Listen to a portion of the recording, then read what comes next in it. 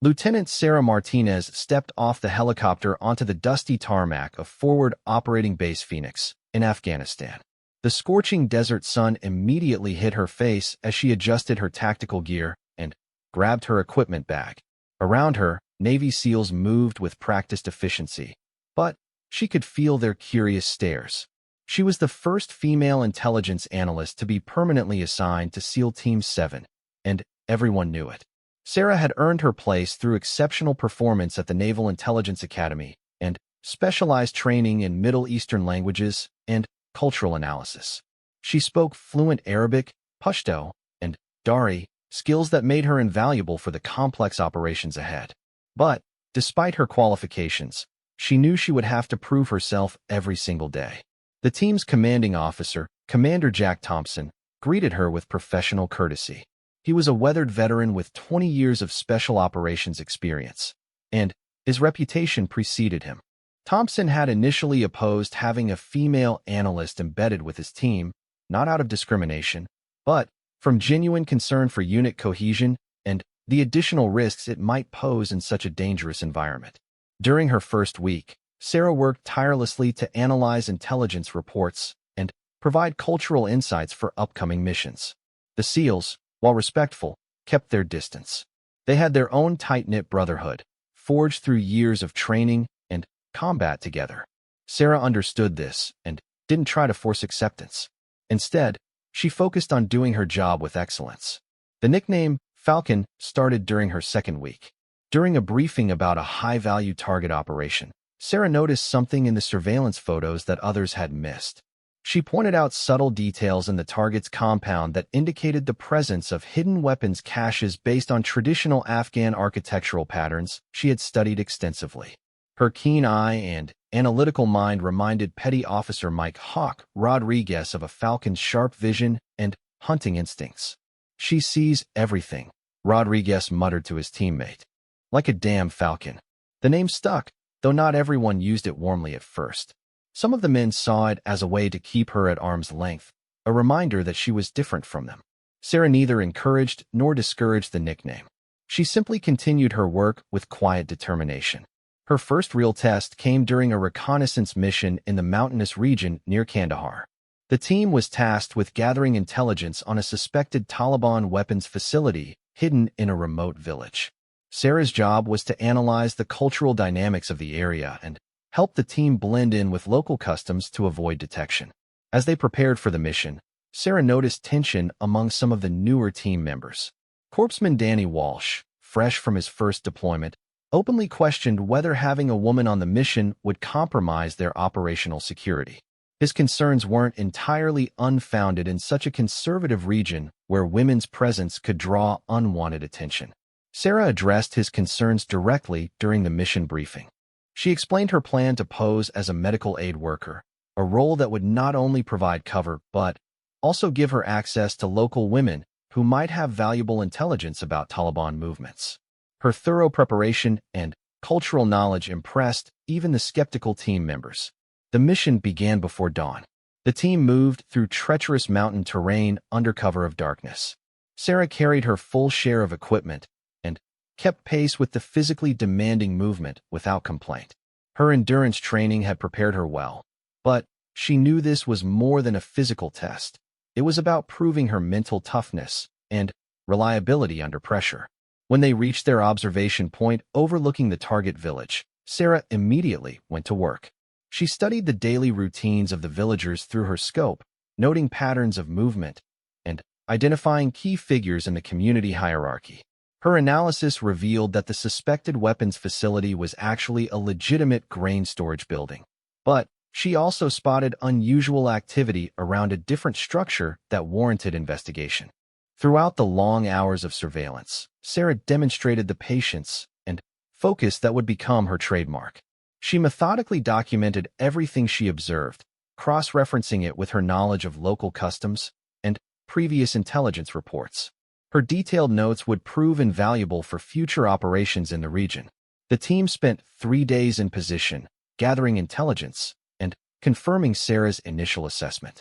Her ability to interpret subtle cultural cues and behavioral patterns provided insights that purely military observation might have missed. She identified the village elder's son as a potential informant based on his visible frustration with Taliban presence, information that would later prove crucial for establishing local contacts. On the final night of the mission, Sarah's vigilance potentially saved lives. She noticed unusual movement patterns around the village that suggested the team's position might have been compromised. Her early warning allowed the team to relocate to a more secure position before Taliban fighters arrived at their original observation post the next morning. As they extracted from the mission area, Sarah felt a subtle shift in how the team regarded her. The formal courtesy remained, but there was a new undertone of respect. She had proven she could handle herself in the field and contribute meaningfully to their mission success. Back at base, Commander Thompson reviewed her mission report with growing appreciation for her analytical skills. Her insights had not only prevented a potentially dangerous mistake, but had also provided valuable intelligence for future operations. However, he also noticed something else in her performance that intrigued him, an instinctive tactical awareness that seemed unusual for someone with her background. During the debrief, several team members commented on Sarah's performance. Rodriguez, who had coined the Falcon nickname, admitted that her sharp eyes had spotted things even experienced SEALs had missed. Walsh, who had initially questioned her presence, grudgingly acknowledged that her cultural expertise had been essential to the mission's success. Sarah accepted their comments with quiet professionalism, but she could sense that she was still being evaluated. The team was slowly warming to her, but she knew that true acceptance would require more than just one successful mission. She would need to prove herself again and again until her competence became undeniable. As the weeks passed, Sarah's reputation for meticulous analysis and cultural insight grew. She developed detailed profiles of local Taliban leaders, identified patterns in their communication methods, and helped plan operations that minimized civilian casualties through better understanding of community dynamics. Her work was becoming integral to the team's mission planning process. But even as her professional standing improved, Sarah remained somewhat isolated from the personal bonds that tied the team together. The SEALs had their own traditions and ways of building brotherhood that didn't easily accommodate an outsider, especially a female one. She understood this and didn't try to force her way into their informal circles. What the team didn't know was that Sarah harbored her own secret that would soon change everything they thought they knew about her. Her assignment to SEAL Team 7 wasn't just about her analytical skills or language abilities. There was something in her background, something she had kept carefully hidden, that would soon emerge and transform their understanding of who Falcon really was. 3 months into her deployment, Sarah had established herself as an invaluable member of the intelligence team. Her cultural insights had prevented several potential diplomatic incidents, and her analytical work had led to the successful capture of 2 high-value Taliban targets. The SEALs no longer questioned her competence, but she still sensed they were holding back, waiting for something they couldn't quite define. The turning point came during a particularly dangerous mission in the volatile Helmand province. Intelligence had located a Taliban commander known for orchestrating attacks on coalition forces. The target was hiding in a fortified compound surrounded by civilians, making a direct assault extremely risky. Sarah's job was to analyze the compound's layout and identify the safest approach that would minimize collateral damage. During mission planning, Sarah studied satellite imagery and drone footage with her usual meticulous attention to detail. But this time, she also provided tactical recommendations that surprised the team. Her suggestions about entry points, guard rotations, and defensive vulnerabilities demonstrated knowledge that went far beyond typical intelligence analysis. She spoke with the confidence of someone who had conducted such operations herself. Commander Thompson pulled her aside after the briefing. "Martinez, where did you learn tactical assault procedures?" he asked, his weathered face showing genuine curiosity rather than suspicion. Sarah hesitated for a moment before responding. "Cross-training during my intelligence certification, sir. I believed understanding tactical operations would make me a better analyst." It wasn't technically a lie, but it wasn't the complete truth either. The mission launched at midnight under a new moon that provided maximum concealment. Sarah remained at the forward operating base, monitoring communications and providing real-time analysis as the situation developed. Through her headset, she listened to the team's radio chatter as they approached the target compound. Everything went according to plan until Petty Officer Rodriguez reported movement that suggested the team had been detected. Taliban fighters began taking defensive positions, and what should have been a quick insertion was turning into a potential firefight in a crowded civilian area. Sarah quickly analyzed the new information, cross-referencing building layouts with known Taliban defensive tactics. She identified a weakness in their positioning and radioed a recommendation for an alternative approach route that would allow the SEALs to maintain the element of surprise. But, as the situation deteriorated further, with reports of additional enemy reinforcements approaching, Sarah made a decision that would change everything. Without seeking permission, she left her post in the operations center and headed for the motor pool. 20 minutes later, Commander Thompson received an urgent radio call from an unexpected source. Overwatch, this is Falcon. I'm in position to provide sniper support on the North Ridge. Request permission to engage. Thompson's blood ran cold. Sarah wasn't supposed to be anywhere near the battle zone, and certainly not in a sniper position. Falcon, what's your location? You are not authorized for field operations. Sir, with respect, the team needs covering fire to extract safely. I have eyes on 3 enemy positions that are pinning them down. Permission to engage? Before Thompson could respond, the sound of precise rifle fire echoed through the radio. One by one, Sarah called out confirmed hits on enemy positions that were threatening the SEAL team. Her shots were surgically precise, each one eliminating a threat without endangering civilians or friendly forces. Tango down, 2 o'clock position. Sarah's voice came through the radio with deadly calm. Tango down, North Wall. Team Alpha, you're clear to move. Rodriguez's voice crackled over the radio, filled with amazement. Overwatch, who the hell is providing sniper support? These shots are incredible. Sarah continued her deadly accurate fire, systematically eliminating threats and providing the covering fire the team needed to complete their mission and extract safely. Her shooting was so precise that the Taliban fighters began retreating, unwilling to face an unseen sniper who seemed capable of hitting any target at will. When the team returned to base, they found Sarah calmly cleaning a modified M24 sniper rifle in the armory. The weapon wasn't standard issue for intelligence analysts, and her familiarity with it raised immediate questions. Commander Thompson confronted her directly. Martinez, I need an explanation. Now. Sarah set down the rifle and looked him straight in the eye. Sir, I wasn't entirely forthcoming about my background during my initial briefing. The entire team gathered around as Sarah began to reveal the truth she had kept hidden. Before joining Naval Intelligence, she had spent 4 years in the Marine Corps as a designated marksman with the 2nd Marine Division. She had completed sniper school with the highest scores in her class and had served 2 combat deployments in Iraq before transitioning to intelligence work. Why the hell didn't you tell us? Walsh demanded, his earlier skepticism now replaced by confusion and respect. Sarah explained that her transition from Marine Corps to Naval Intelligence had been part of a specialized program designed to create hybrid analyst operators. The Navy wanted intelligence specialists who could not only analyze information, but also understand combat operations from personal experience. However, she had been instructed to downplay her combat background to avoid complications with team dynamics. The brass thought it would be easier for everyone if I was just seen as an analyst, Sarah continued.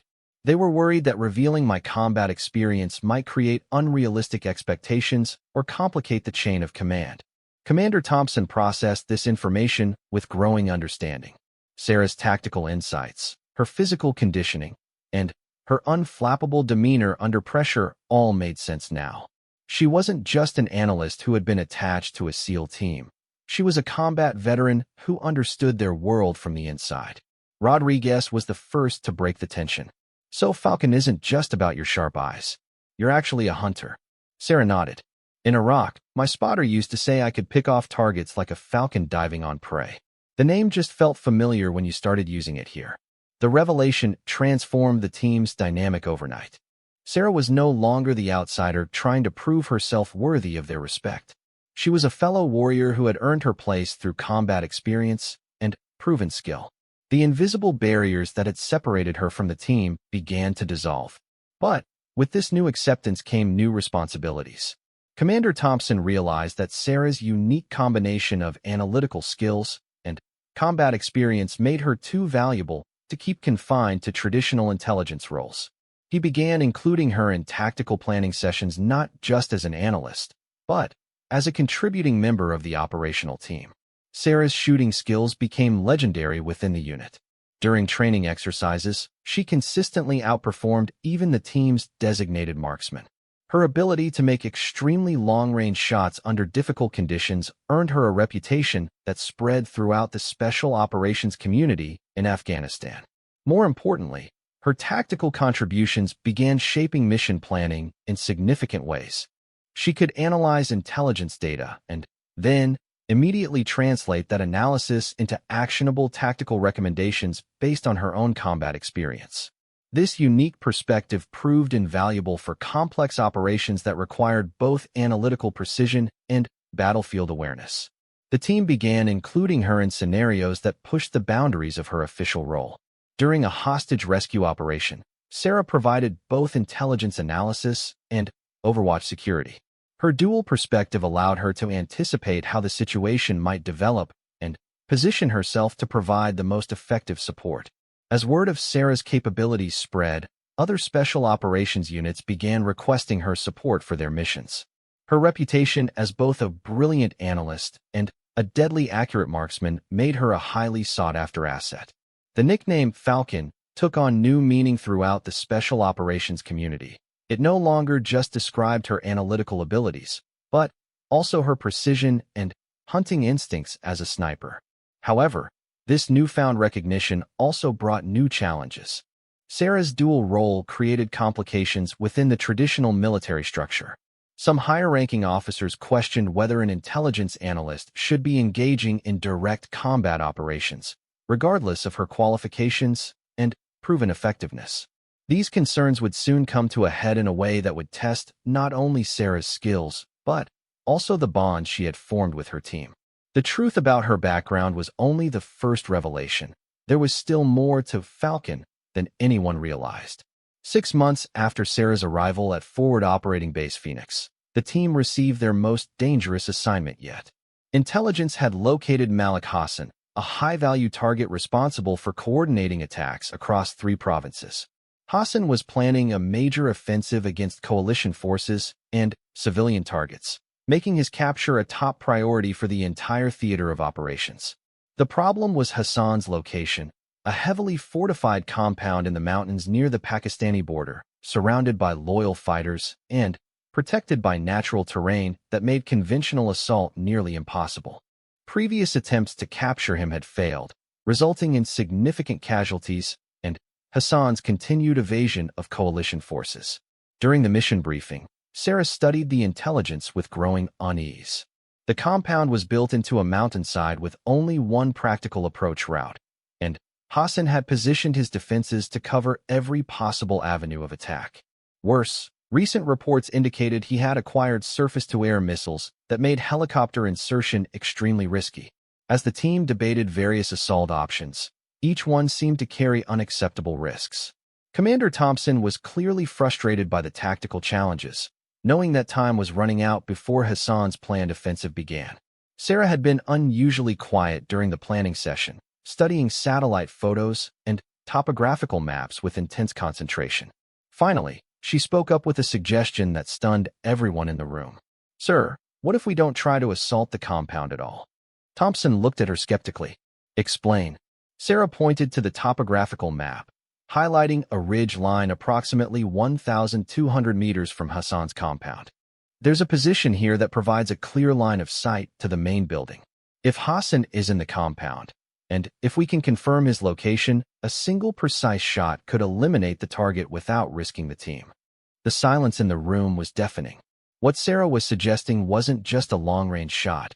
It was an extremely long-range shot under difficult mountain conditions, with wind, altitude, and terrain all working against the shooter. Very few snipers in the world were capable of such precision. Rodriguez was the first to voice what everyone was thinking. "Falcon, that's over 1,200 meters in mountain terrain. The variables alone. I know the variables, Sarah said quietly. I've made similar shots before. Commander Thompson studied her carefully. When and where? Sarah took a deep breath before responding. Iraq, 2019. Al-Anbar Province.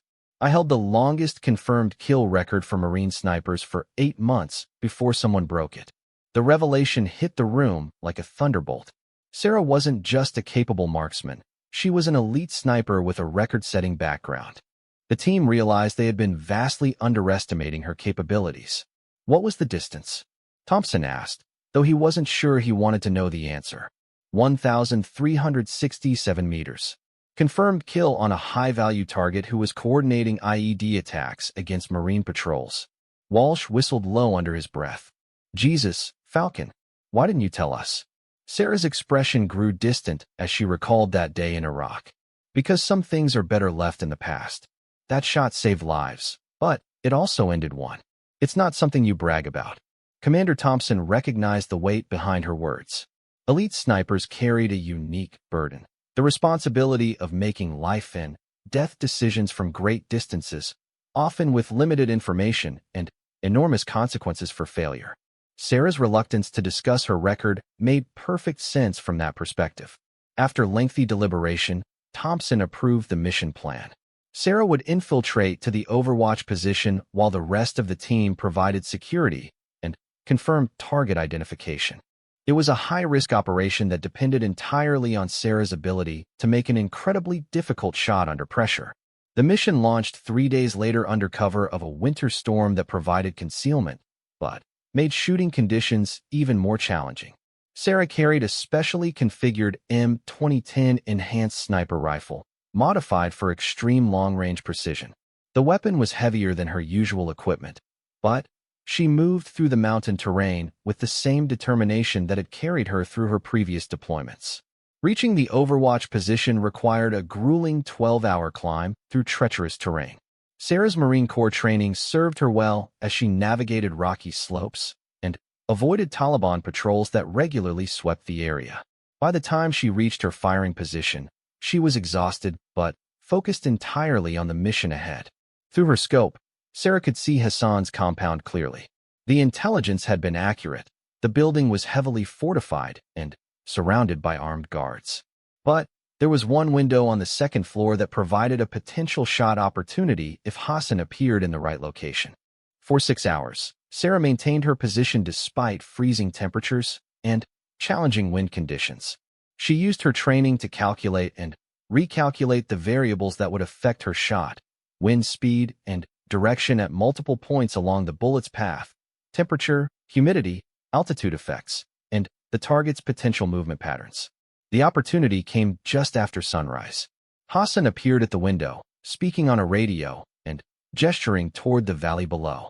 Sarah had perhaps 30 seconds before he would move away from her line of sight. Through her radio, she confirmed the target identification with the team. Overwatch, this is Falcon.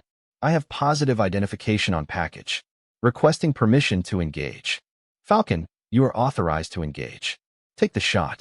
Sarah's breathing slowed as she entered the zone of absolute concentration that elite snipers call the bubble. Everything around her, the cold, the wind, the sounds of the compound below, faded into background noise. Her entire world narrowed to the crosshairs of her scope and the calculations running through her mind. She adjusted for wind drift, calculated the bullet drop over the extreme distance, and compensated for the temperature differential between her position and the target area. The shot would require absolute precision. There was no margin for error at this range. Sarah controlled her breathing, finding the natural respiratory pause where her body was completely still. She applied steady pressure to the trigger, following through exactly as she had been trained thousands of times before. The rifle's report echoed across the mountain valley. Through her scope, Sarah watched the bullet travel its precise arc across the impossible distance. Time seemed suspended as she tracked its flight toward the target. The bullet struck Hassan exactly where Sarah had aimed, dropping him instantly. Through the compound, she could see confusion and panic as his fighters realized their leader had been eliminated by an unseen sniper from an impossible distance. Target down, Sarah reported, her voice steady despite the magnitude of what she had just accomplished. Confirmed kill. The extraction went smoothly as the Taliban fighters, demoralized by Hassan's death and fearing additional sniper fire, abandoned their defensive positions. Sarah's single shot had eliminated a major threat to coalition forces and civilian populations across 3 provinces. When the mission details were reported up the chain of command, Sarah's shot was officially recorded as the longest confirmed sniper kill in the Afghanistan theater of operations. Military analysts studying the ballistics later described it as one of the most technically challenging shots ever attempted under combat conditions. But, for Sarah and her team, the achievement represented something more significant than a shooting record. It marked the culmination of her journey from outsider to integral team member. The SEALs had finally seen the complete picture of who Falcon really was, not just an analyst with sharp eyes, but an elite warrior whose skills had been forged in the crucible of combat. Commander Thompson's after-action report recommended Sarah for the Bronze Star Medal, noting that her unique combination of analytical expertise and combat skills had made mission success possible where conventional approaches had failed. More importantly, he requested that she be permanently assigned to special operations units where her distinctive capabilities could be fully utilized. The day before Sarah's deployment ended, the team gathered for an informal ceremony in which they officially inducted her into their brotherhood. Rodriguez presented her with a custom patch featuring a falcon in flight, along with the inscription, "Death from Above, 1,367 meters, and counting." As Sarah prepared to return to the United States, she carried with her the respect and admiration of some of the military's most elite warriors. The nickname Falcon had evolved from a casual observation about her analytical skills to a badge of honor that recognized her as one of the deadliest and most precise snipers in the entire armed forces. Years later, when military historians wrote about the Afghanistan campaign, they would note that some of the most successful special operations missions were those that benefited from the unique perspective of hybrid specialists who combined multiple skill sets. Sarah Martinez, known throughout the special operations community as Falcon, became the prototype for a new kind of military professional, one whose deadly precision and analytical brilliance made the impossible possible. The SEALs had nicknamed her Falcon because of her sharp analytical eyes, never imagining that she was also a literal predator whose hunting skills had already proven themselves in the world's most dangerous places. When the truth finally unfolded, they realized they hadn't just gained an analyst. They had gained a legendary warrior whose story would be told and retold wherever elite soldiers gathered to honor those who served with extraordinary distinction.